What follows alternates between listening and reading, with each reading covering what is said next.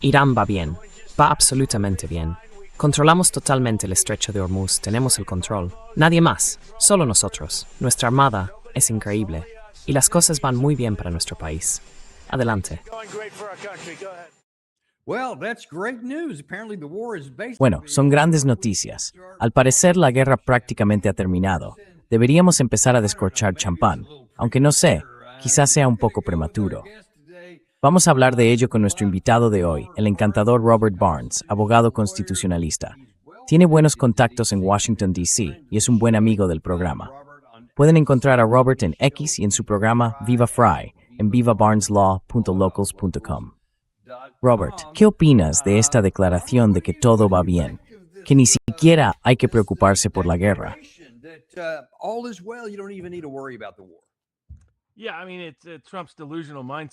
Sí, quiero decir, es la mentalidad delirante de Trump.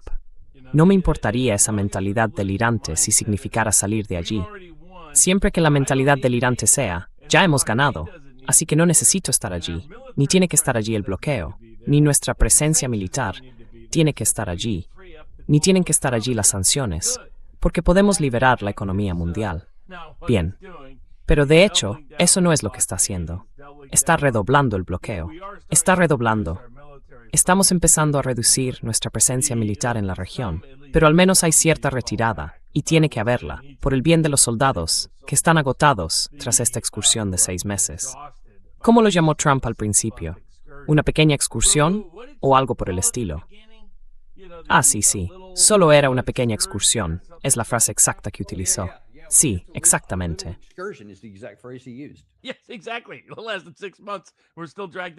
Los últimos 6 meses seguimos atrapados en esto. El problema es económico. Quiero decir, tenemos los problemas de las distintas formas de desgaste que se han producido en nuestras municiones y en nuestro personal. La moral de nuestro personal está muy baja. Las municiones son muy escasas, en particular para ataques a distancia. Kane les dijo que esto ocurriría antes de la guerra. Ahora todo el mundo se lo está diciendo. Pero por supuesto, eso solo lleva a reproches internos, en vez de a que Trump lo admita y lo reconozca. La economía no va a mejorar si se sigue manteniendo fuera de servicio esta cantidad de suministro mundial de petróleo y gas. Ya está provocando problemas con el carry trade del yen japonés, y con el yen japonés subiendo tanto que necesita repatriar capital y vender bonos del tesoro, lo que dispara los tipos, que ya están por encima del 4,5% en el bono a 10 años.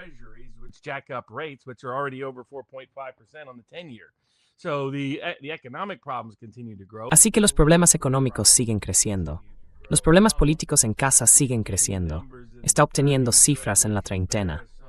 Ayer tuvieron a Richard Barris y, como detallan los datos de sus encuestas, actualmente los demócratas tienen una ventaja de 2 dígitos, lo que se traduciría en una victoria arrolladora en la Cámara de Representantes y el Senado. Y luego, lo que hablamos anteriormente ya se ha confirmado. Los demócratas están reuniendo un enorme expediente para un juicio político contra el presidente Trump. Su plan es ir despacio y con constancia, simplemente desangrándolo durante un año.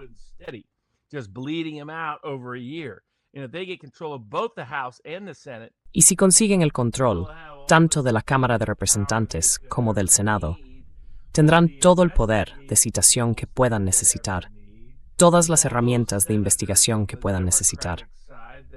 Todos esos senadores demócratas que se ven a sí mismos llegando a ser presidentes querrán poner la cabeza de Trump en una pica antes de las primarias presidenciales de 2028.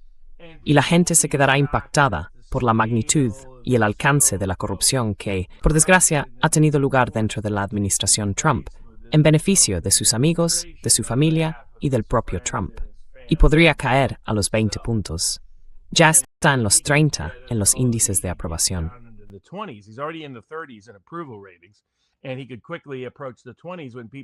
Y podría acercarse rápidamente a los 20 puntos cuando la gente descubra hasta qué punto ha rentabilizado la guerra de Irán, ha rentabilizado su manera de gestionar los archivos de Epstein y de proteger a miembros de la clase Epstein, ha rentabilizado el Departamento de Justicia y un esquema corrupto de pago por favores tras otro, y va a ser vergonzoso. Todo le va a caer encima. ¿Y qué hace Trump? Publicar mensajes en Truth que suenan como si fuera el promotor del próximo evento de la World Wrestling Entertainment. Ese tipo de lenguaje, esa jerga, sabes, estás esperando a que vaya un poco más allá. Demuestra que es alguien que no vive en el mundo real. Se ha convertido en el payaso principal de lo que se ha convertido en un circo de segundo mandato.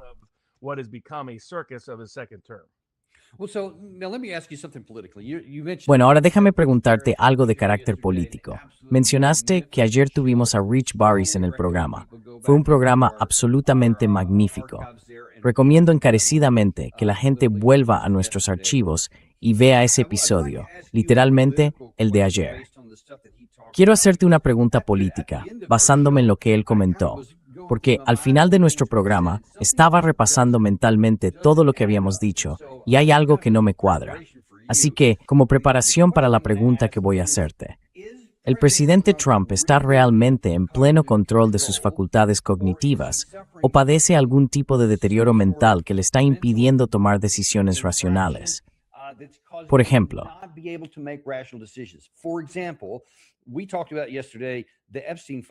hablamos ayer de los archivos Epstein, de la guerra entre Rusia y Ucrania, de la guerra de Irán y, en concreto, de sus relaciones con Benjamin Netanyahu.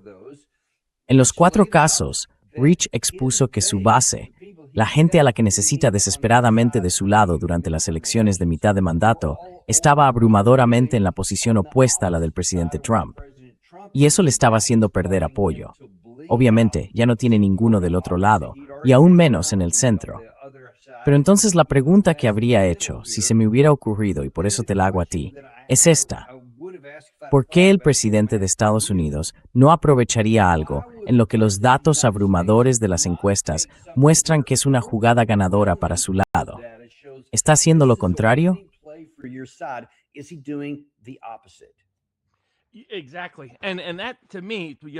Exactamente. Y eso para mí es la interpretación que he hecho del cambio radical que ha experimentado su forma de actuar. La mejor explicación es que su proceso de toma de decisiones se ha deteriorado y refleja una capacidad mental limitada. Los iraníes y los rusos, ya sabe, han adoptado el mismo enfoque analítico y han comprobado que permite hacer predicciones más acertadas. Así que, para evaluar cualquier marco con el que explicar la conducta pasada de alguien o prever sus perspectivas a corto y medio plazo, se puede medir su eficacia por lo preciso que haya sido, por lo potente que sea, por lo convincente que resulte al explicar el pasado reciente frente a explicaciones alternativas, y por lo bueno que sea para predecir su comportamiento.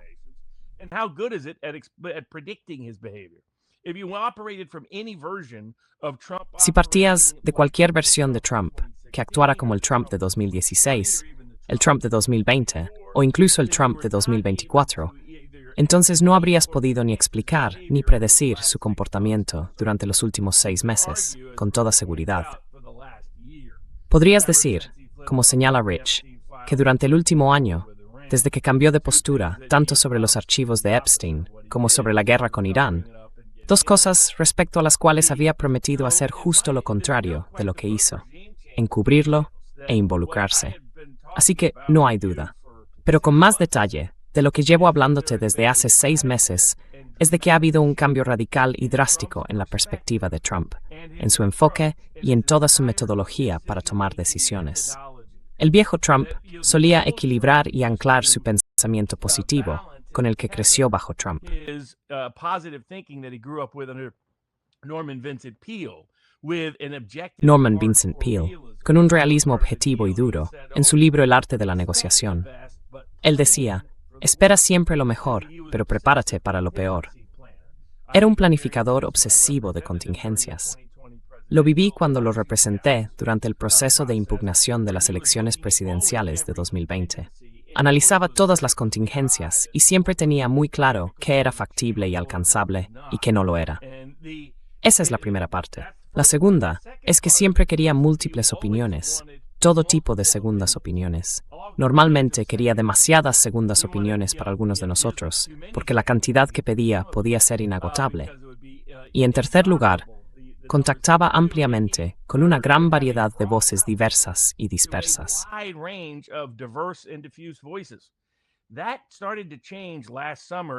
Eso empezó a cambiar el verano pasado y se aceleró, y ha llegado a su punto álgido durante la guerra de Irán. Cada vez está más encerrado en una burbuja diminuta, de personas con las que siquiera habla.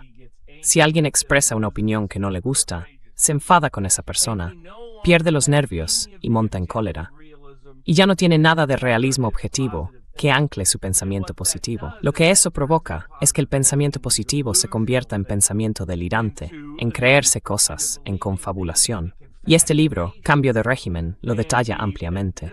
La otra cosa que ha ocurrido es que ha experimentado un cambio masivo de personalidad. Ya ni siquiera se ve a sí mismo como un presidente estadounidense. Se compara con Attila el Huno, Genghis Khan, Napoleón, Hitler y Stalin.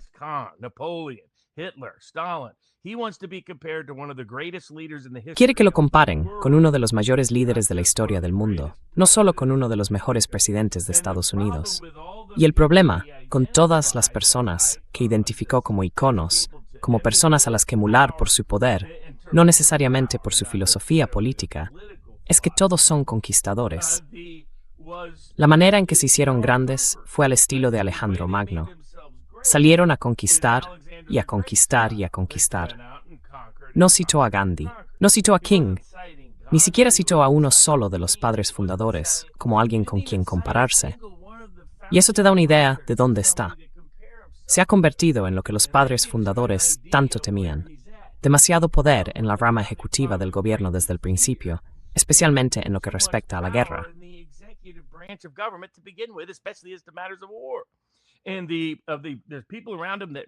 Y hay gente a su alrededor que reconoce esto. Pero el problema es que todos le siguen la corriente. Tenemos un gabinete de cobardes cuyo objetivo y obsesión es servir a Trump, conseguir la aprobación de Trump, que papá Trump les dé una palmadita en la cabeza. Por eso Scott Bessent dice cosas que sabe que son patentemente falsas sobre los mercados del petróleo, sobre el acceso a las tierras raras, sobre la eficacia de nuestras sanciones contra Irán. Por eso, Hegseth dice cosas completamente ridículas, como que las municiones están bien y lo que sea. Mike Waltz dice lo mismo, que no tenemos ninguna limitación en nuestro poder militar, aunque todo el mundo puede ver que la respuesta obvia es que sí la tenemos.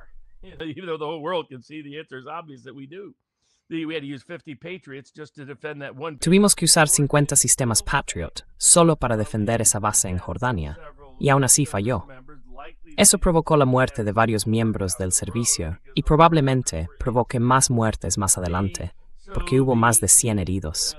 Así que la mentalidad de Trump es que, a diario, se convencerá a sí mismo de cosas que son manifiestamente falsas.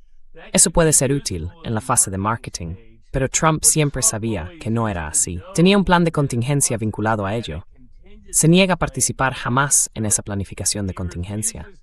Le ha retirado la alfombra a Vance 7 veces, al menos 7 veces, en torno a un posible acuerdo. Irán ya no va a participar en ningún acuerdo con Trump. El equipo de Vance lo sabe. El resto de la Casa Blanca también lo sabe. Y ahora Trump se realidad. Que no confían en ellos, no les creen, así que no lo van a hacer. Ahora bien, lo único que hará Irán será responder con la misma moneda, acción por acción. Vosotros hacéis algo, nosotros haremos algo. Así que, si levantáis sanciones, abriremos más el estrecho. Si quitáis el bloqueo, abriremos más el estrecho. Si reducís vuestra presencia militar en Oriente Medio, abriremos más el estrecho. Van a utilizar eso como palanca en todo momento. No hay ninguna posibilidad de un acuerdo nuclear. Irán, básicamente, lo ha rechazado. Por eso Trump ha ido diciendo, bueno, ¿sabéis qué? En realidad, tampoco quería un acuerdo nuclear, lo cual es total y patentemente falso. Pero es alguien con un proceso de toma de decisiones al estilo del rey Lear, que muestra indicios de demencia temprana del lóbulo prefrontal conductual. No una demencia de la clase en la que pierdes la cabeza hasta el punto de no poder hablar.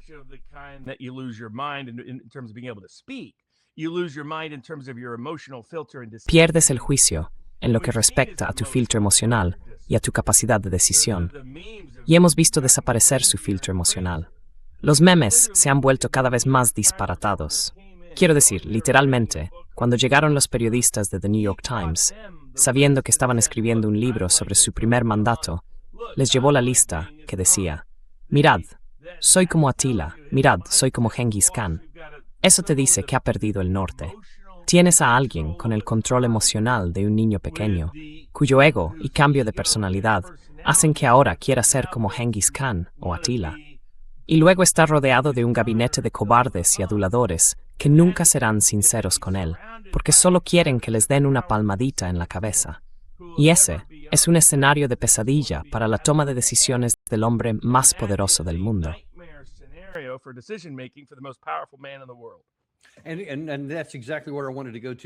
Y eso es exactamente a lo que quería pasar ahora, justo después de esto. Veamos algunos de esos miembros del gabinete. Empecemos por el secretario de Energía, Chris Wright, que ayer salió en las noticias y dijo: sí, básicamente, lo que está diciendo el presidente Trump es correcto. De hecho, controlamos el estrecho de Hormuz. Hemos vuelto a niveles de exportación cercanos a los de antes de la guerra. Todo el petróleo del mundo está saliendo. Eso fue lo que dijo ayer. Ahora bien, esta mañana he hecho algunas búsquedas con IA, hablando específicamente de datos de Kepler y revisando varias otras organizaciones de comercio marítimo que siguen esto en tiempo real.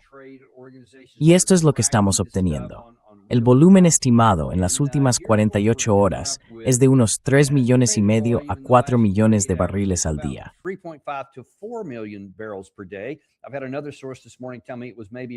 Otra fuente me ha dicho esta mañana que quizá rondaba el 6%, pero claro, Kepler solo contabilizó 6 buques saliendo, etc.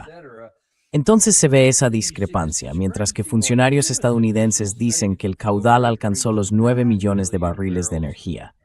Los analistas confirman que el tráfico físico observado sigue siendo solo una fracción de los niveles previos a la guerra. La estimación más optimista que vi, independiente de la administración, era del 40%, lo cual en realidad estaba bastante bien. Pero luego miras abajo, en la parte inferior, y ves por dónde pasó realmente ese petróleo. En coordinación con Irán, 3,5 millones de barriles al día representan entre el 85 y el 95% del volumen. ¿Qué está saliendo? Lo que Irán acepta.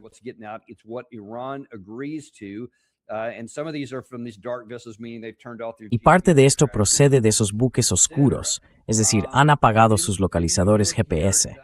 Y luego, si vuelves a mirar aquí, se ve que pasa por el corredor iraní el 90%, por el corredor omaní alrededor del 10%.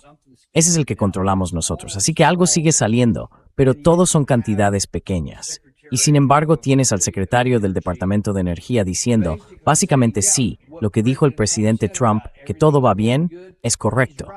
Pero mira, esos son barriles ficticios. En realidad, no está saliendo tanto. Y como mencionabas hace un segundo, ahora mismo ni siquiera estamos hablando tanto del combustible para aviones, o del diésel, o del amoníaco, o de los fertilizantes y todo ese tipo de cosas. Va a haber un problema de verdad si eso no se desbloquea bastante rápido.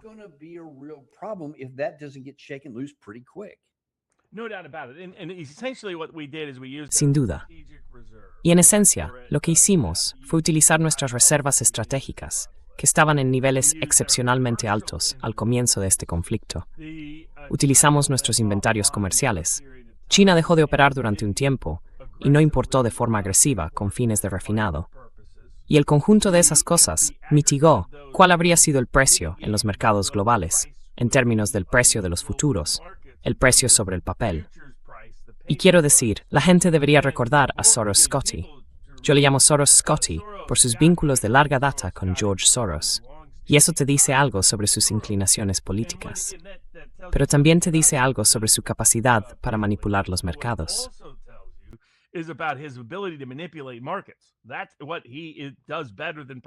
Eso es lo que hace mejor que probablemente cualquier secretario del Tesoro de la historia de Estados Unidos, en particular en los mercados de divisas y de materias primas. Ahora bien, estamos viendo que en Japón no está funcionando del todo, porque los fundamentales son demasiado malos. La gente pensó que dejó aquello por accidente en su pequeña libreta en la Casa Blanca para que lo viera la prensa. Como diciendo, oh, Soy una persona trastornada. ¿Por qué iba a dejar esa nota ahí para que la prensa pudiera captarla? Fue deliberado. La esperanza es que se haga viral, porque el objetivo es manipular los mercados con la información de que está comprando yenes japoneses para sostener el yen, de modo que no se deshagan de todos sus bonos del tesoro y provoquen un aumento masivo de la rentabilidad, que ya es demasiado alta desde la perspectiva de una administración Trump.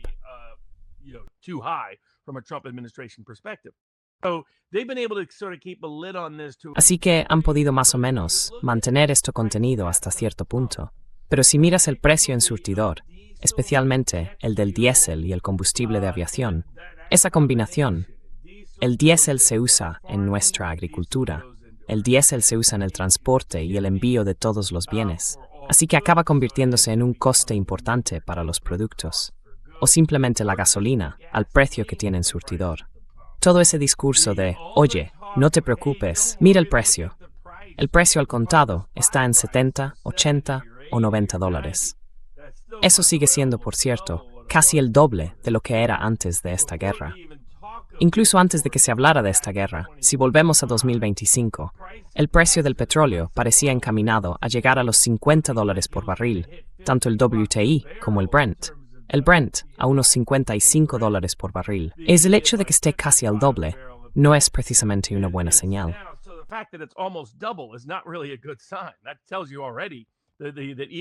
Eso ya te dice que incluso con toda la manipulación, toda la liquidación de inventarios, todas las liberaciones de reservas estratégicas, incluso con China desconectándose hasta los 5 o 6 millones de barriles al día, teníamos un problema sistémico. Y eso sin siquiera entrar en la urea que se usa en los fertilizantes, el helio que se usa en los chips semiconductores, o el azufre que se usa en una amplia gama de productos de la cadena de suministro. Todo eso va a repercutir en la economía. O bien, porque los precios serán tan altos que destruirán la demanda, o simplemente porque ni siquiera habrá suministro. En algunos casos, desencadena problemas como el de la moneda japonesa, que a su vez desencadena problemas en Wall Street, problemas financieros y problemas para el pago de la deuda pública.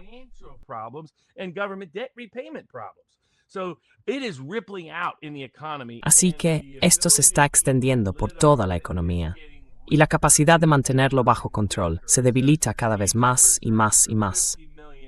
Nuestras reservas estratégicas están a 50 millones de barriles del límite establecido por el Congreso. Trump no puede bajar de los 243 millones de barriles en su reserva estratégica, y ya estamos por debajo de los 300 millones, una cifra de la que Trump dijo que nunca bajaríamos, por cierto. Así que sabe que todo esto son patrañas. Pero el peligro es que normalmente las patrañas solo sirven para manipular los mercados, manipular a la opinión pública, ganar un poco más de tiempo y tener algo más de margen de negociación con Irán. Eso no es lo que está pasando aquí. Trump se cree sus propias tonterías. Trump se creyó todo esto.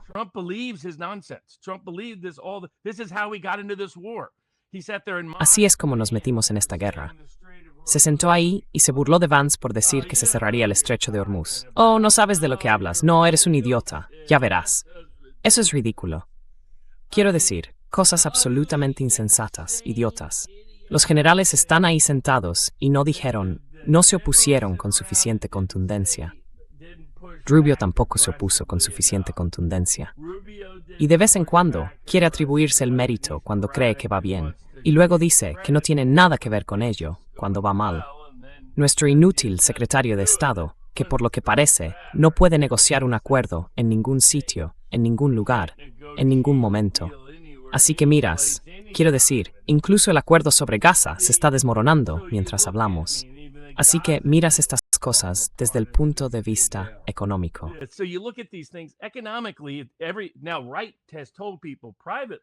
Ahora bien, Wright ha dicho en privado que estaba en contra de este conflicto y que no podríamos soportar tener desconectada esta cantidad de petróleo y gas durante tanto tiempo. Pero todos quieren complacer a Trump. Por eso, cuando ves, sé que Larry Johnson dice, ¿cómo puede Bessent decir algunas de estas cosas increíblemente estúpidas? Las dice para complacer a Trump. Sabe que Trump es su principal audiencia, que saldrá a animar y a decir cosas que todo el mundo sabe. Es casi como un ritual de autohumillación. Todo el mundo en Wall Street sabe que Besant no se cree ni la mitad de lo que dice. Como, arreglaré lo de las tierras raras en un año, como dijo el año pasado sobre China. Simplemente pondremos unos cuantos oleoductos y ¡zas! Tendremos problemas en el Golfo.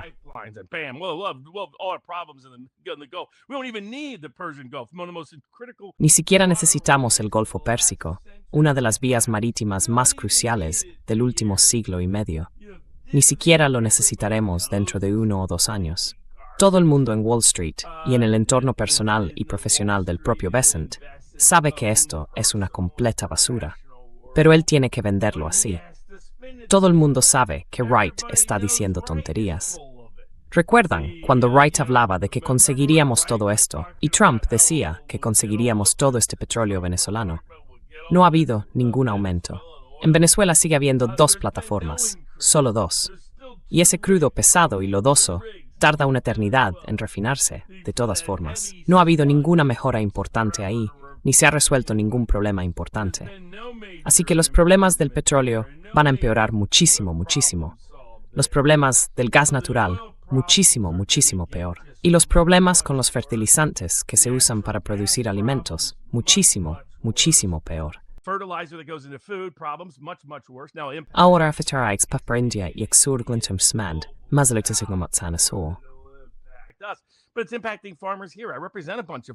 pero está afectando a los agricultores de aquí.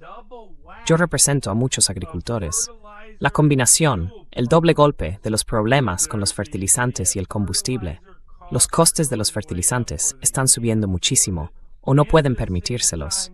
Y al mismo tiempo, los costes del diésel también están subiendo muchísimo o no pueden permitírselo.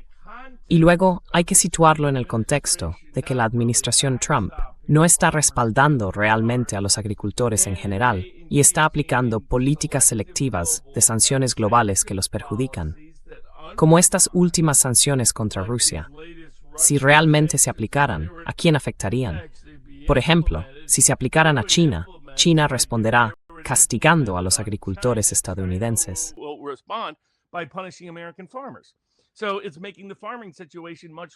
Así que está empeorando mucho más la situación agrícola en estados como Iowa, donde hay elecciones cruciales a la Cámara de Representantes, al Senado y a gobernador. Si lo sumas todo, Trump sigue tambaleándose justo al borde del precipicio. No ha saltado del todo haciendo algo tan insensato como intentar destruir todas sus infraestructuras, lo que llevaría a que destruyeran infraestructuras estadounidenses en el Golfo como represalia. Pero tampoco da marcha atrás. Tampoco se aleja, se queda justo ahí, al borde del precipicio, esperando a ver qué pasa, porque se convence a sí mismo de cosas que son manifiestamente falsas. Y su gabinete está tan lleno de cobardes que ninguno le dirá que el emperador está desnudo.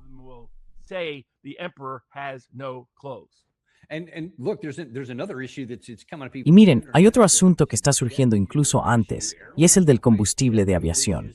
Las aerolíneas van a tener problemas con el combustible de aviación durante los próximos meses. Esto es de ayer mismo.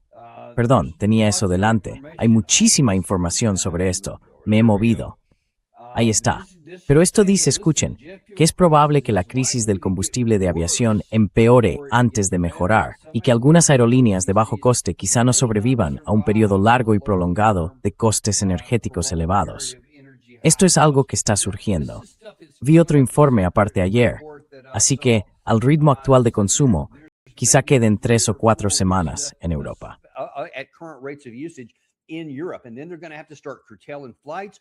Y entonces tendrán que empezar a restringir los vuelos o tendrán que empezar a aumentar drásticamente el coste del combustible. Eso obviamente tendrá efectos en cadenas sobre el precio de los billetes y sobre muchas otras cosas en todo tipo de ámbitos económicos a escala mundial. Se hace mediante aviones. Este es un problema a corto plazo. No podemos permitirnos seguir aplazándolo sin más, porque por así decirlo, casi se están quedando sin pista. ¿Qué se va a hacer al respecto? ¿Cómo afectará cuando empiece a manifestarse de verdad?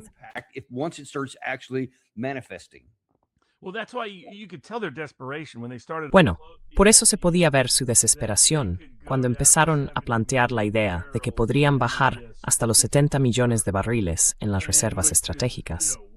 Eso está muy por debajo de lo que recomiendan para mantener la estabilidad de esas cavernas de sal en las que se encuentran las reservas estratégicas. Pero hay otro problema. Sencillamente, es ilegal. Quedaría por debajo del mínimo obligatorio fijado por el Congreso, que se supone que debe mantenerse en esas reservas. Así que podría intentar, ya sabe, poner a prueba una vez más otro límite. Lo está poniendo a prueba, construyendo salones de baile. Lo está poniendo a prueba con aranceles unilaterales y con toda una serie de otras cosas.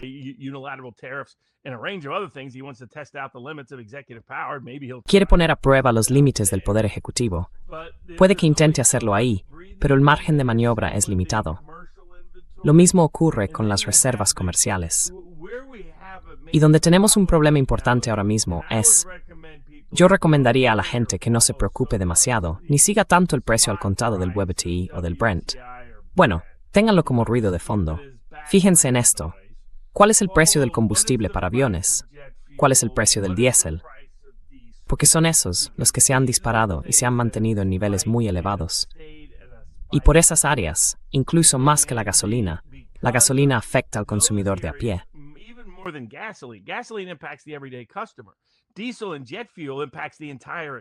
El diésel y el combustible para aviones afectan a toda la economía, como usted ha señalado, porque son muy importantes para el transporte de mercancías, no solo para el de personas. Bueno, ¿en qué más influye el combustible para aviones? Influye en su capacidad para hacer la guerra.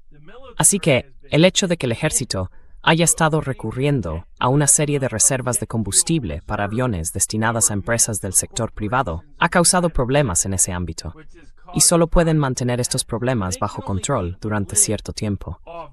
Y en medio de todo esto, tienen una posible burbuja de la IA y unos mercados de capital privado que están empezando a desmoronarse. En parte por Japón. Quiero decir, puede que esté ocurriendo algo así. Así es como este tipo de guerras pueden descontrolarse muy rápidamente, apartándose de lo previsto.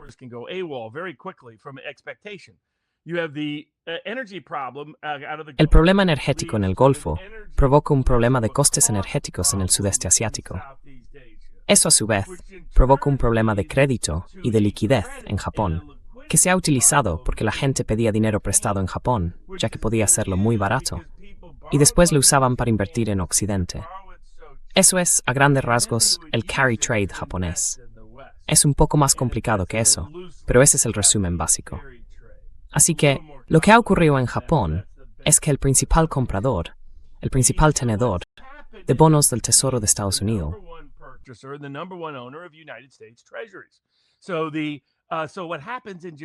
así que lo que ocurre en Japón acaba afectando a todo el sistema financiero mundial, y en particular al sistema financiero estadounidense. Así es como los problemas con el petróleo pueden llevar a problemas en los mercados financieros, que a su vez pueden provocar problemas en Estados Unidos. Y eso ocurre de formas indirectas, más allá de las cuestiones de fondo relacionadas con el precio del petróleo, el gas, los fertilizantes, el combustible, el azufre, el helio y otros componentes críticos de la cadena de suministro. Por eso Bessent sabe que en realidad no pueden mantener esto, pero no le va a replicar al presidente. La derecha sabe que él no puede mantener esto. Solo le llevó un poco la contraria al presidente.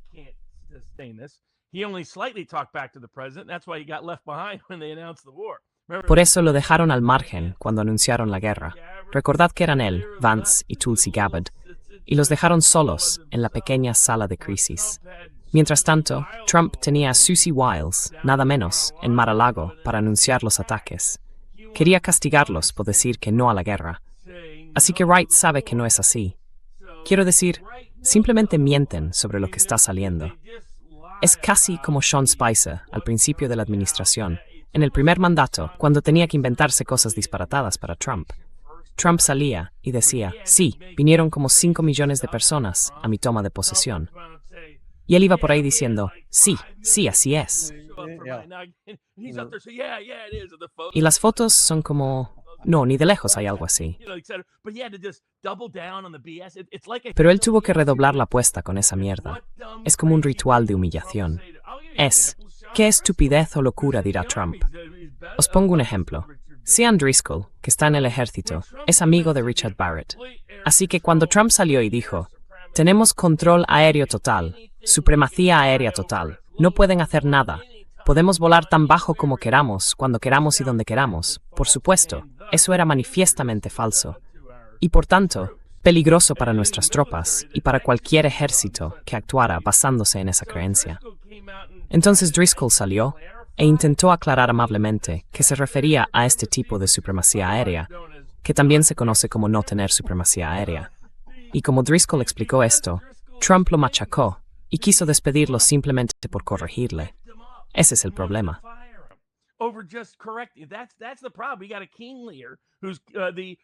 Tenemos a un líder con ínfulas de rey que quiere despedir a cualquiera. Quiero decir, por eso me encantó cuando dijo que la idea de que nos hemos quedado sin munición es una completa basura y que quien filtrara eso debería ser castigado. Que eso es un delito. Y piensas, espera un segundo. Si no es verdad, entonces no es un delito, porque no filtraron nada. Así que lo reveló todo en su pequeña publicación. Pero esa es su mentalidad. Y es una mentalidad muy peligrosa. Y la gente solo está intentando mantenerlos dentro de los límites, para que no se vuelvan demasiado locos, para que no lleguen demasiado lejos, para que las cosas no exploten y se derrumben por completo a nuestro alrededor. Pero va a ser una telenovela. El segundo mandato de Trump va a ser el espectáculo más entretenido de todos los espectáculos. Solo se olvidaron de poner como subtítulo distopía de terror en vez de ficción cómica.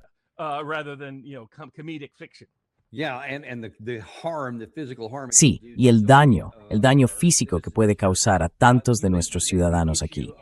Ha mencionado la cuestión de la munición. Quiero mostrarle algo que dijo el presidente Trump el 7 de agosto, porque aquí, si se interpreta, creo yo, correctamente, parece que está reconociendo a regañadientes que, bueno, hay cierta escasez, al menos de algunas cosas.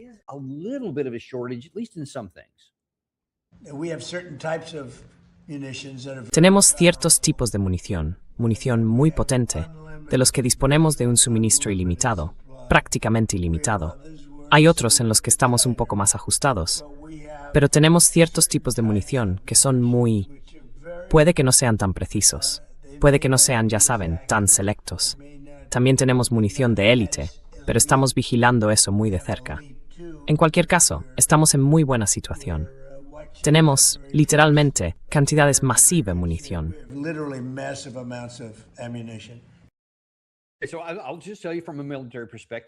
Así que, desde una perspectiva militar, diré que lo último que dijo es técnicamente correcto. Tenemos enormes cantidades de munición.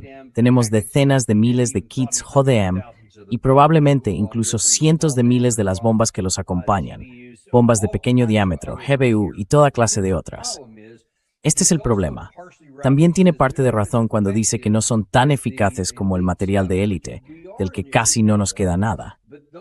Pero esos sistemas, como se los dimos al bando ucraniano hace años, el bando ruso averiguó cómo a los prácticamente inútiles, especialmente los STUM, porque no alcanzan el objetivo.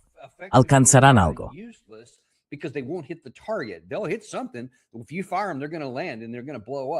Si los disparas, aterrizarán y explotarán.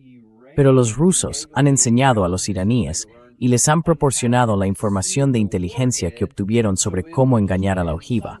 Así que simplemente caerá en algún sitio y golpeará en medio del desierto o en algún lugar distinto del objetivo militar.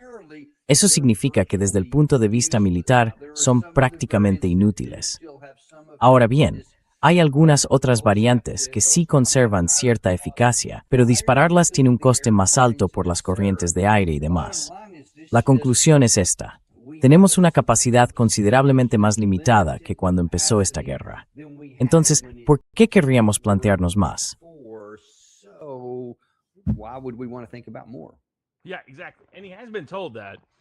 Sí, exactamente. Y se lo han dicho. Se lo dijeron antes de la guerra.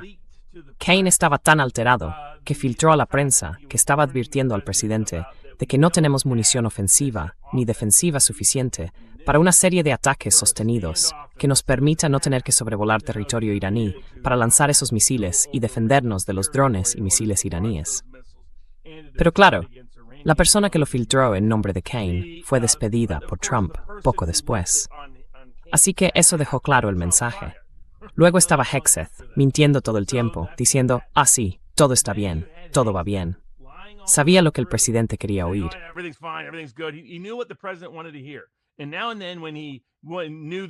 Y de vez en cuando sabía que el presidente necesitaba oír otra cosa, llevaba a Kane con él y dejaba que Kane se sacrificara, porque Hegseth no lo haría. Pero Hegseth decía, sí, estamos bien, señor presidente. Sí, vamos a conquistar. Sí, estaremos bien. Y la situación es tan mala que Vance tuvo que filtrarlo a la prensa, porque así es como a veces se llega a Trump. Te aseguras de que la prensa lo cubra, porque eso es lo que Trump va a leer. Que ya sabes, Hegseth estaba engañando al presidente sobre nuestro sistema de municiones. Por eso Trump le echó la culpa en Camp David. Aunque en realidad, toda la culpa es de Trump, porque le dijeron, antes de la guerra, que no teníamos los medios para poder sostener esto durante un periodo prolongado. ¿Y qué puede contarnos sobre lo que ocurrió realmente allí en Camp David? Por lo que usted sabe, ¿qué dijo Trump exactamente? ¿Qué dijo Hegseth?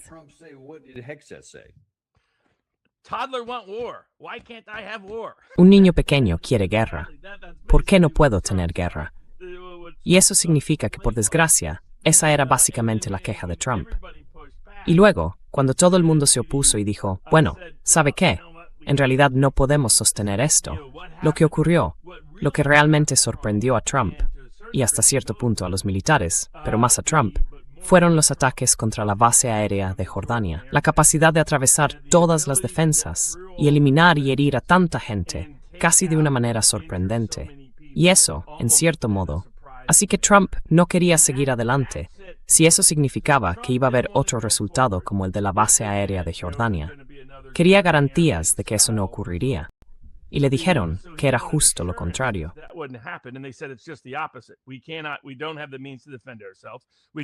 No tenemos medios para defendernos. No tenemos medios para mantener este ataque más de un par de días.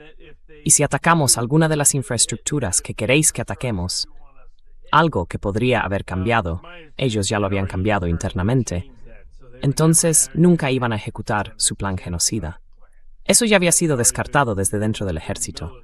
No creo que Trump lo sepa, pero de hecho era así. Pero dijeron, bueno, lo que pasa es que Irán, por supuesto, atacará el Golfo, y no podemos proteger el Golfo. El Golfo quedará destruido, y no hay nada que podamos hacer al respecto. Y Trump se enfureció y le gritó a Hegseth por ello.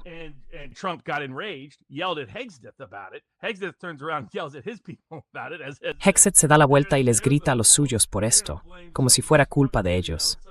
Van a echarle la culpa a algún pringado, ya saben, algún tipo de bajo nivel, de los de abajo del todo, cuando el propio Kane le dijo al presidente, y el propio vicepresidente le dijo al presidente, que esa era la realidad desde el principio. Y siguieron insistiendo, y al final lograron hacerle entender el punto. Y ya saben, gracias a los saudíes y a otros, que también lo reforzaron aún más, la creencia general era que cuando se filtró que iba a ordenar el ataque ese fin de semana, era un farol. Pero existía la posibilidad de que siguiera adelante. Puso todo en marcha para hacerlo.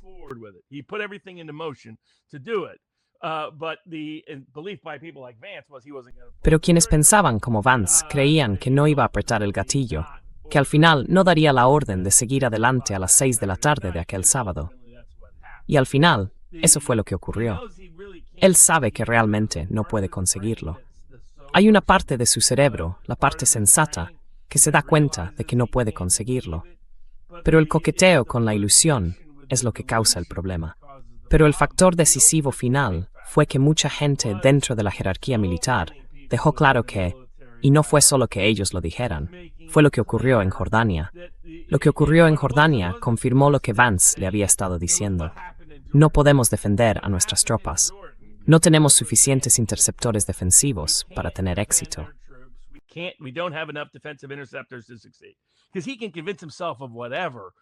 Porque puede convencerse a sí mismo de cualquier cosa sobre Irán, sobre la tasa de éxito de nuestras municiones ofensivas. Esa ilusión puede simplemente ignorar cualquier cosa que diga Irán. Pero no podía ignorar a estadounidenses muertos. No podía ignorar que evacuaran a más de 100 estadounidenses a hospitales en Alemania. ¿Y quería que hubiera 1, 2, 3, 4, 5, 6, 10 casos más así? Porque eso es lo que podría haber pasado. No solo que el Golfo quedara inutilizado, sino que siguieran acumulándose nuestras bajas. Y por eso nunca estuvo a favor de enviar tropas después de que tuviéramos aquel desastre del avión que se estrelló. Le aterra que lo comparen con Jimmy Carter. No quiere rehenes. En realidad, tampoco quiere bajas por el coste político que tendría. Pero también porque le demuestra que toda su estrategia está equivocada de formas que no puede ignorar.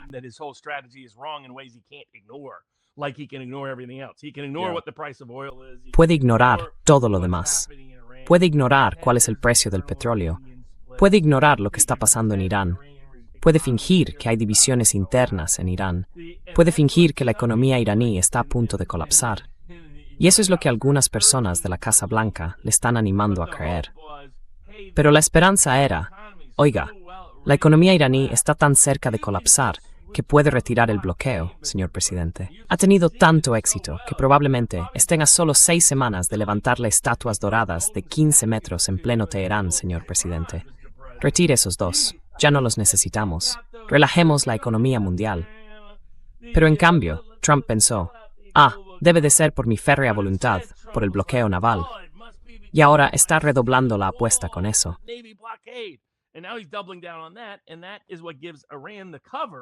Y eso es lo que le da a Irán cobertura para mantener cerrado el estrecho.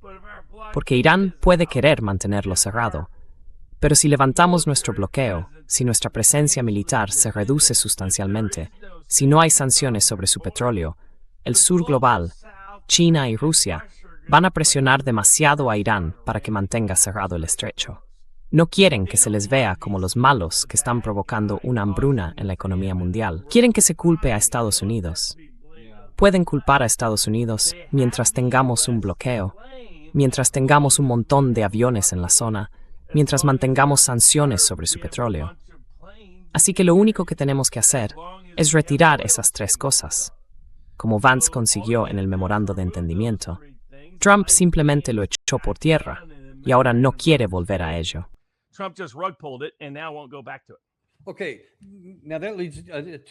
Bien, esto nos lleva a otro asunto desconcertante.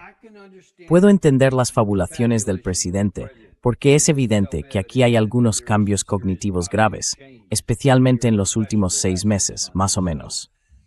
Y hasta puedo entender, aunque no esté de acuerdo, a los cobardes de la administración, a los responsables del gabinete o a quienes sean. Pero me cuesta un poco más entender por qué alguien como el general Keith Kellogg diría, oye, ¿sabes qué? Olvídate de todas estas cosas, de literalmente todo lo que acabas de mencionar aquí, que es evidente y manifiestamente cierto. Él sigue queriendo sostener que deberíamos volver atrás y hacer algo diferente. Pero ¿qué tal si volvemos a la costa de Berbería?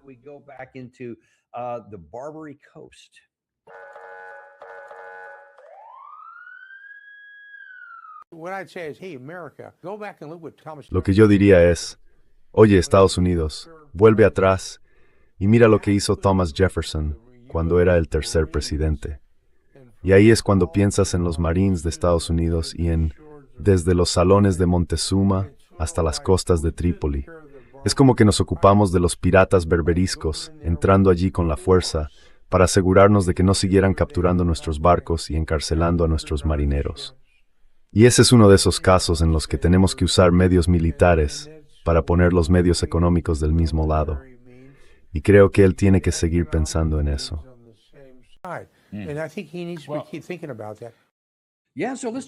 Sí, claro, volvamos atrás, hombre, y hagámonos piratas y con eso se arregla todo. Porque, quiero decir, Irán es básicamente como los piratas berberiscos de principios del siglo XIX. Así que explícame cómo tiene sentido eso. Sí, quiero decir, es extraordinario a muchos niveles. sobre todo si conocieras toda la historia real de cómo surgió el conflicto con los piratas berberiscos y cómo se resolvió realmente.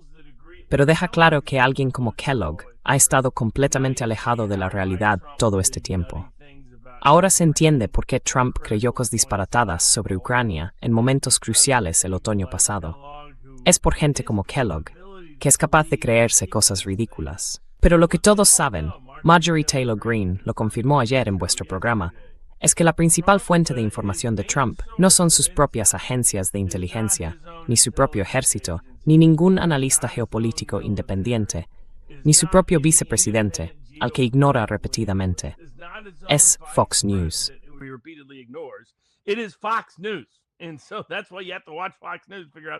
Y por eso tienes que ver Fox News, para averiguar qué disparate va a decir el presidente mañana, porque de verdad escucha y se cree las auténticas tonterías que difunden. Y van a seguir haciéndolo. Pero eso no cambia la realidad de fondo. No tenemos las armas para hacerlo. No tenemos las municiones para hacerlo. No tenemos los efectivos para hacerlo. No tenemos la capacidad económica para sostener esto durante tanto tiempo. Creo que Trump seguirá con esto hasta poco después del Día del Trabajo. Pero para entonces, si Irán no capitula de repente, cosa que no va a ocurrir, estará sometido a una presión máxima para poner fin al bloqueo y empezar a reducir nuestra presencia militar.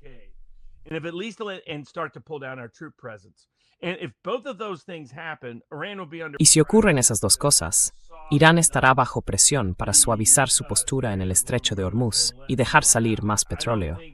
No creo que llegue tan lejos como le están recomendando. Pero tampoco creo que vaya a levantar ninguna de las sanciones sobre el petróleo iraní, que podrían facilitar aún más y favorecer el reequilibrio de esa parte de la economía. Seguirá en un mundo de negación hasta las elecciones de mitad de mandato. Ya está diciendo, oh, es que a la gente no le gustan los republicanos. No tiene nada que ver conmigo. Sí, claro. Esa mentalidad no cambiará la realidad política que llegará después de las elecciones de mitad de mandato. Sé que la gente está diciendo que, bueno, quizá haya dos cosas. La gente no para de decir que podemos volver a entrar después de las elecciones de mitad de mandato.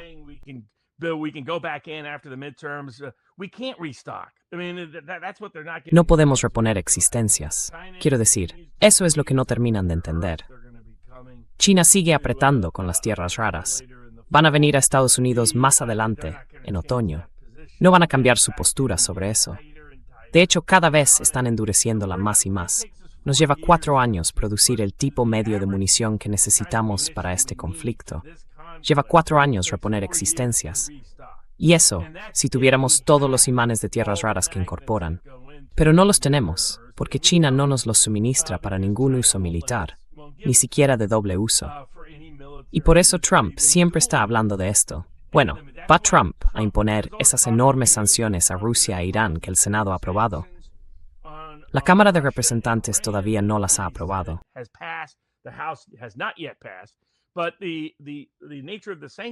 Pero la naturaleza del proyecto de ley de sanciones es que es voluntario.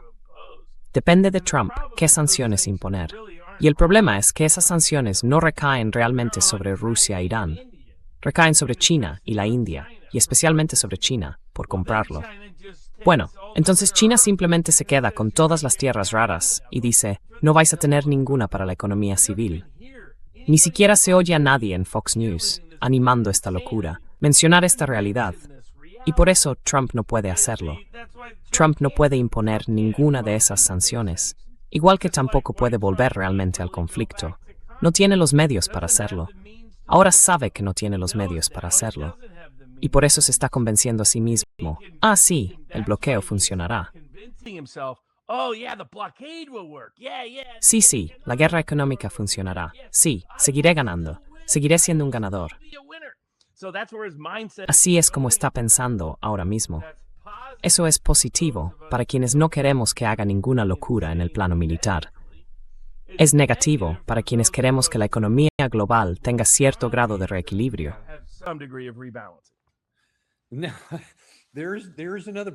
Ahora bien, hay otro problema. Mencionas la cuestión de las tierras raras y el intento de sustituir y reponer muchas de estas reservas. Tengo la impresión, y me gustaría conocer tu opinión, porque seguro que estás mucho más conectado que yo, de que hay gente dentro del gobierno, especialmente en la base industrial de defensa, que está mirando todo esto y pensando, vale, sí, vosotros haced lo que sea, hablad de lo que queráis, pero yo voy aquí, me grana o mucho más de en el final, lo que os.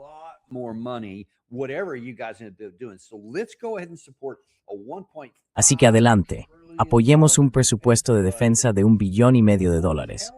Y luego le diremos a todo el mundo que vamos a conseguir una cantidad muchísimo mayor de estos interceptores, que no han sido muy eficaces y de los que nos estamos quedando sin existencias. Y van a poner una cifra astronómica, que en mi opinión da igual cuánto dinero se destine a algo. Lo único que importa es lo que se pueda producir físicamente y lo que se pueda conseguir con las tierras raras, etc., de otras fuentes de la cadena de suministro que no controlamos. ¿Qué opina de este informe de Victoria Coates?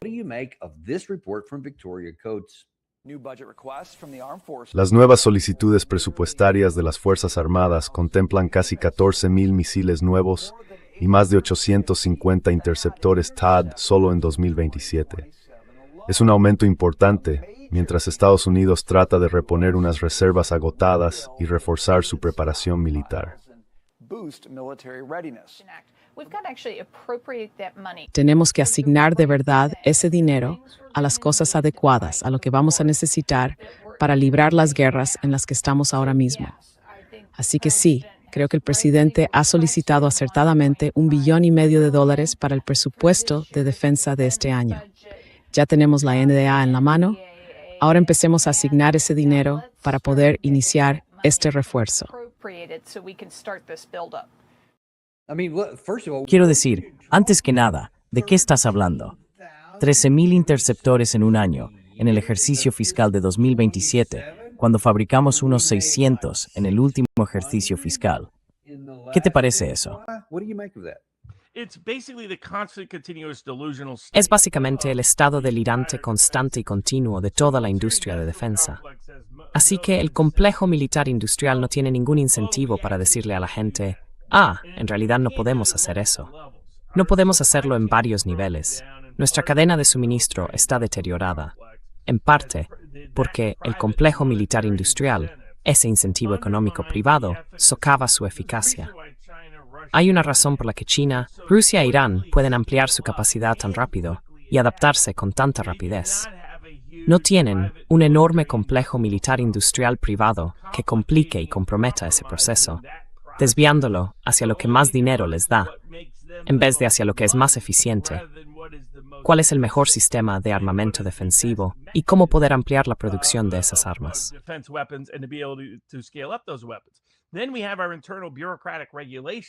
Luego tenemos nuestras regulaciones burocráticas internas y la forma en que se producen estas cosas en Estados Unidos, a las que China, Irán y Rusia no están sujetos. Eso les permite avanzar mucho más rápido que nosotros. Luego está el tercer problema. No tenemos la mano de obra cualificada para fabricar estas armas. Lo que el complejo militar industrial ha hecho durante las últimas décadas es diseñar armas cada vez más y más complicadas. ¿Por qué? Porque tienen un incentivo económico para hacerlo. No solo esas armas son mucho más caras, sino que también pueden reclamar derechos de propiedad sobre ellas. Por eso, ahora mismo, no quieren que Ucrania tenga ningún tipo de licencia con la que luego pueda ponerse a comercializar misiles Patriot. Quieren, cuanto más complicada sea el arma, más difícil será para otros competidores reproducirla fácilmente.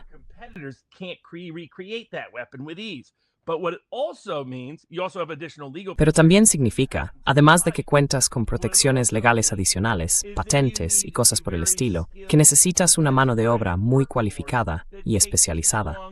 Formarla lleva demasiado tiempo como para poder aumentar la producción fácil y rápidamente. Este no es un problema de dinero. Gastamos cantidades ingentes de dinero. Gastamos mucho más de lo que Irán ha gastado jamás. Gastamos mucho más de lo que gasta Rusia. Creo que China probablemente no se queda muy atrás.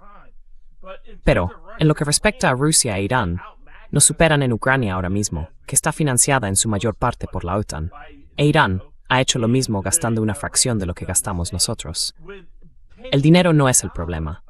El problema es toda nuestra cadena de suministro de defensa. Y forma parte del complejo militar industrial, que tiene motivos para perpetuar estas guerras estúpidas y seguir llenándose los bolsillos. Para empezar,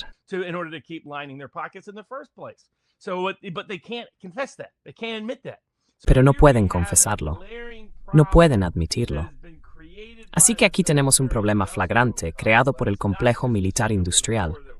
No solo la estúpida guerra en la que estamos implicados, en múltiples frentes, en Ucrania e Irán, es que ni siquiera pueden fabricar las armas necesarias para siquiera fingir que están ganando la guerra.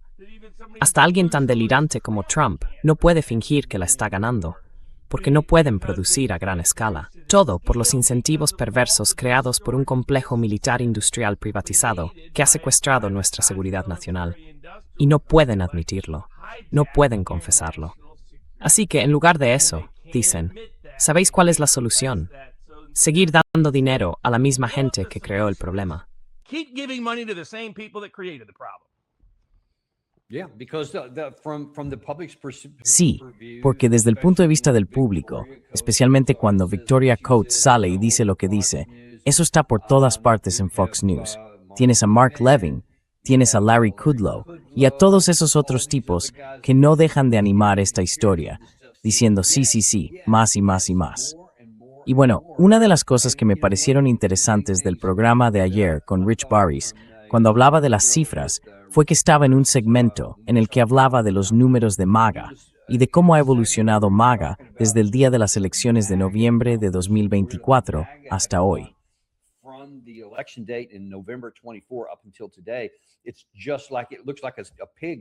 Es como si un cerdo se hubiera quedado atascado sobre la hoja. Hay tinta roja por todas partes, salvo en un sitio. Decía que los boomers de Fox News, eran los únicos que seguían más o menos en verde en la mayoría de estos temas. Y parece que eso basta. No todos los boomers. Solo dijo los boomers de Fox News que están viendo eso. Casi todos los demás, dentro del MAGA, no en el conjunto del país, sino dentro del MAGA, están perdiendo terreno, porque supongo que todo esto no les está funcionando. Pero de algún modo, entre los espectadores de Fox News, parece que sí. ¿Qué interpretación haces de eso?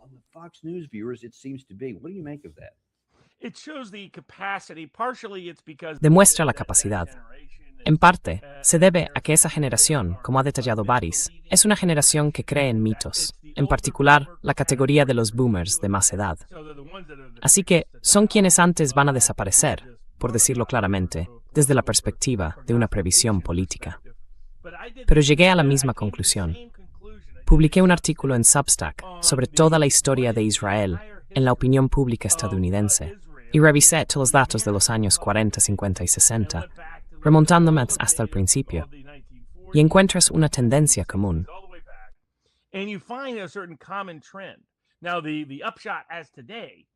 Ahora mismo, la conclusión es que el único grupo que tiene una opinión favorable de Bibi Netanyahu y de Israel, y que confía en que hagan lo correcto, así se formulaba la pregunta, que sigue apoyando la ayuda militar, la implicación financiera y el enredo político, son los protestantes evangélicos blancos, no hispanos, mayores de 50 años, que ven Fox News como una fuente informativa clave. Todos los demás grupos del país tienen una opinión negativa de Israel y una opinión negativa de Bibi Netanyahu. Y lo que representa la amplia mayoría es algo que en realidad siempre ha estado presente.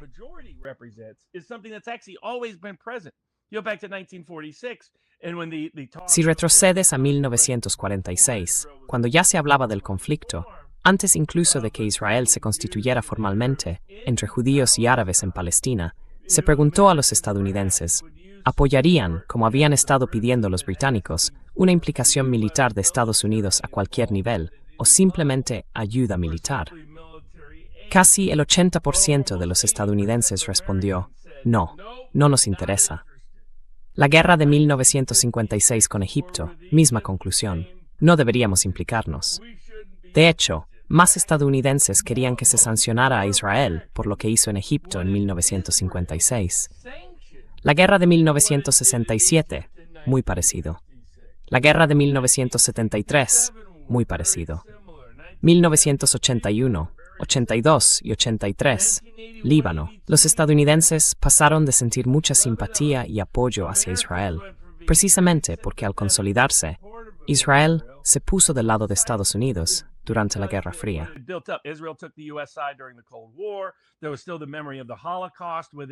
Aún estaba presente, entre la generación silenciosa, el recuerdo del Holocausto, que generaba simpatía y empatía hacia la difícil situación de los judíos israelíes. Y luego surgieron los inicios del movimiento de coalición entre los evangélicos de la generación del Baby Boom, el partido Likud y la derecha religiosa, a mediados de los años 70. Lo que mucha gente no reconoce es que esa coalición evangélica solo duró aproximadamente década y media. Los evangélicos blancos menores de 50 años no comparten las mismas opiniones. De hecho, los evangélicos blancos que son millennials o de la generación Z sienten más simpatía por los palestinos que por los israelíes. Por eso Israel se encuentra en una posición política tan frágil. Pero es el mismo grupo, blanco, y básicamente van al púlpito y escuchan Fox News.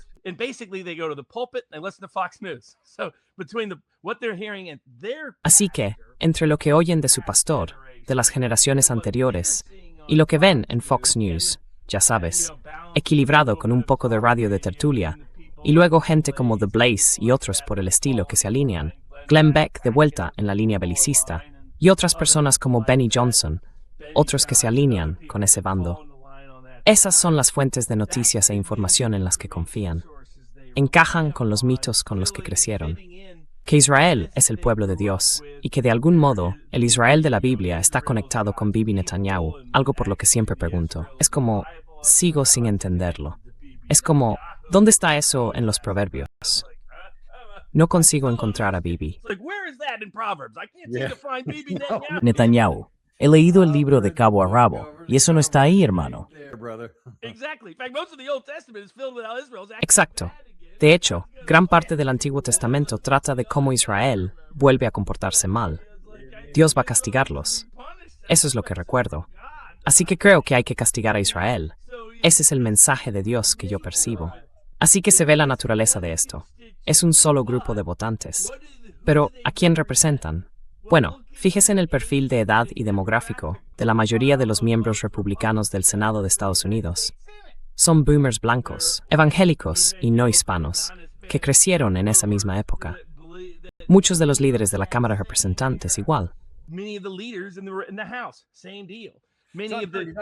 Entiendo que ha dicho, acertadamente, que incluso en la guerra Líbano del 82, la mayoría de los estadounidenses seguían mostrando en las encuestas una postura contraria a Israel. ¿Es así? Sí, de revelarse, después de que los ataques contra los campos de refugiados chiíes y los campos de refugiados palestinos cambiaran la opinión pública estadounidense. Así que más estadounidenses simpatizaban con los libaneses que con Israel. Entonces, ¿qué cambió Gad a la situación actual, en la que puede producirse un genocidio y esos votantes lo dejan pasar? Así que, hasta cierto punto, lo que ocurrió fue que Israel mantenía un perfil relativamente bajo. Y en cierta medida, es decir, no había un conflicto estadounidense de gran notoriedad. Y al menos sabemos, por las investigaciones de Scott Horton y de otros, que de hecho, el lobby israelí estuvo muy implicado e involucrado en facilitar guerras, y entrelazado con el Estado profundo y el complejo militar-industrial para promover una mentalidad, una forma de pensar orientada a la guerra en todo el mundo. Quienes redactaron muchos de los informes previos al 11 de septiembre y que después utilizaron el 11 de septiembre como palanca para una guerra permanente en todo el mundo, fueron en realidad el lobby israelí. Pero el estadounidense corriente no lo sabía. Así que, para el estadounidense corriente, Israel no aparecía muy a menudo en la esfera pública.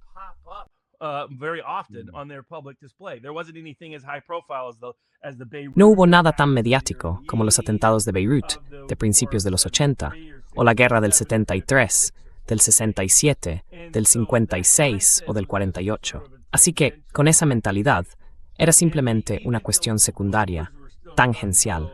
y los boomers evangélicos seguían apoyando con entusiasmo al lobby israelí. Pero los de la generación X no, los millennials no, y los zoomers tampoco. Eso ya estaba empezando hace aproximadamente una década. Así que las encuestas detalladas de 2016, 2017 y 2018 entre evangélicos descubrieron que la mayoría de los pastores, si eras de la generación Techies o más joven, no hablaban de Israel. Israel no era toda esa mitología inventada sobre el lobby israelí que consiguieron que los boomers creyeran entre los evangélicos. La siguiente generación de pastores no lo repetía desde el púlpito. Y ha habido un cambio de las denominaciones institucionales de la vieja escuela a que lo no denominacional va a llevar la voz cantante. Being non-denominational is going to be the lead denomination, is to not be part of a denomination amongst. No confesional significa no formar parte de una denominación dentro del protestantismo en la próxima década. Eso ya está ocurriendo a gran velocidad. Los bautistas del sur están perdiendo miembros. Los metodistas están perdiendo miembros. Los episcopalianos están perdiendo miembros. La Iglesia de Cristo está perdiendo miembros. Y así sucesivamente. La Iglesia de Dios se mantiene estable, pero incluso ella está perdiendo miembros. Todo se está desplazando hacia iglesias no confesionales. Esta gente no estaba predicando sobre Israel. Y cuando empezaron a estudiar, en 2018, a evangélicos blancos no hispanos menores de 30 años, que ahora tendrían menos de 40, en realidad menos de 38, es decir, básicamente todos los millennials y la generación Z, les preguntaron, ¿simpatizas más con Israel o con los palestinos? Dijeron que con los palestinos, ya entonces. Así que ese cambio que iba produciendo. So that shift was already happening. But the generation of the political class and the think tank class, Pero la generación de la clase política, de los think tanks, de los donantes y de los representantes, seguía formando parte de otra generación, otra época, otra era, que no veía venir esto. Y entonces llega el 7 de octubre.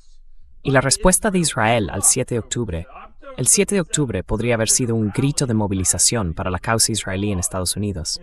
Pero, en lugar de eso, decidieron arrasar Gaza.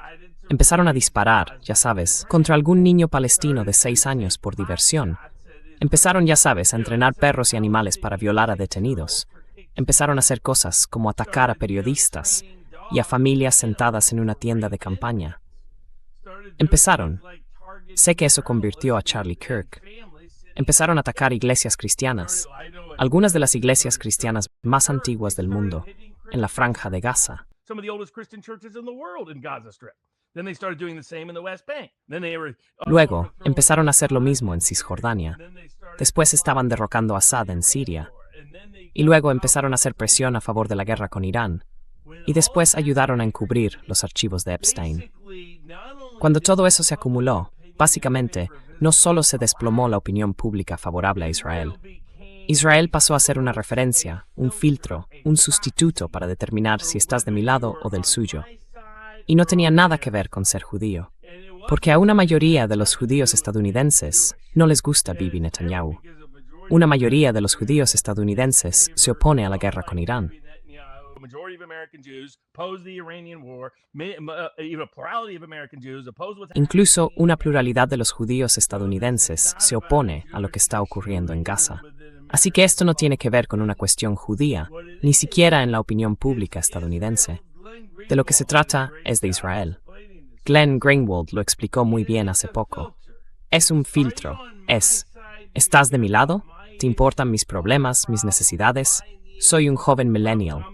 No consigo un buen trabajo. Estoy atrapado viviendo en casa con mis padres. No puedo conseguir un coche decente. Ni siquiera consigo una cita, porque las aplicaciones de citas han recreado una sociedad de harén en la cultura moderna de las citas en Estados Unidos para las generaciones más jóvenes. Si soy una chica joven, estoy deprimida, angustiada. Los filtros de Instagram hacen que tenga ansiedad a un ritmo 5 veces mayor que la generación anterior. anxiety at 5x level to the rate of the prior generation. I'm self-mutilating and have suicidal ideation. Me autolesiono y tengo pensamientos suicidas a un nivel más alto que cualquier generación de chicas jóvenes en la historia de Estados Unidos. Quiero que se aborden mis problemas. Quiero que se resuelva la atención sanitaria. Quiero que las cosas sean asequibles. Querían que volviera el Trump de 2018 la economía de Trump antes de la COVID, cuando las cosas empezaban a dar un giro positivo. Y en cambio, lo único que ven es Israel. Israel, Israel, Israel, Israel, Israel, Israel, Israel, Israel. Todo es Israel. Así que ahora es un filtro. Si estás del lado de Israel, no estás de mi lado. Y por eso se está convirtiendo en un tema indirecto tan poderoso en las primarias demócratas. Los republicanos pueden salirse con la suya un poco más de tiempo. Si miras Florida, ahora mismo, en las primarias republicanas, más del 60% son personas mayores de 60 años, ¿verdad?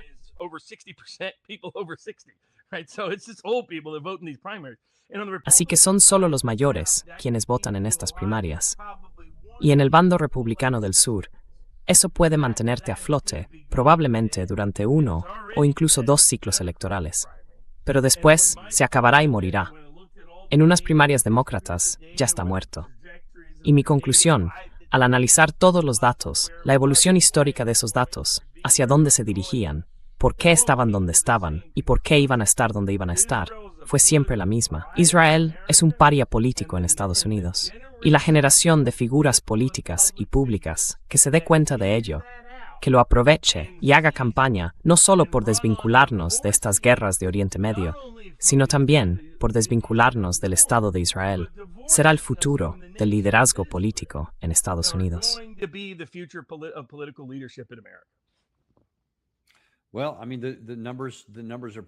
Bueno, quiero decir, es bastante difícil discutir las cifras de las que has estado hablando, debido al comportamiento y a las políticas del gobierno civil en Jerusalén, el de Benjamin Netanyahu. Al final, creo que se le verá como uno de los mayores, quizá el mayor, desastres que le hayan ocurrido al Estado israelí desde 1948, por aquello a lo que lo está conduciendo. La guerra en 7 frentes que nunca deberían haber iniciado y que no pueden ganar, y su absoluta falta de voluntad para hacer nada que cambie cualquiera de estos parámetros. Intenta redoblar la apuesta para involucrar a las Fuerzas Armadas de Estados Unidos como una extensión de las Fuerzas de Defensa de Israel. No podemos hacerlo. No va a funcionar. Y podría arrastrarnos a ambos en su caída.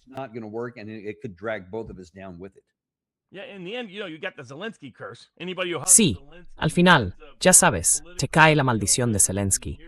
Cualquiera que abrace a Zelensky acaba políticamente muerto en 1 o 2 años.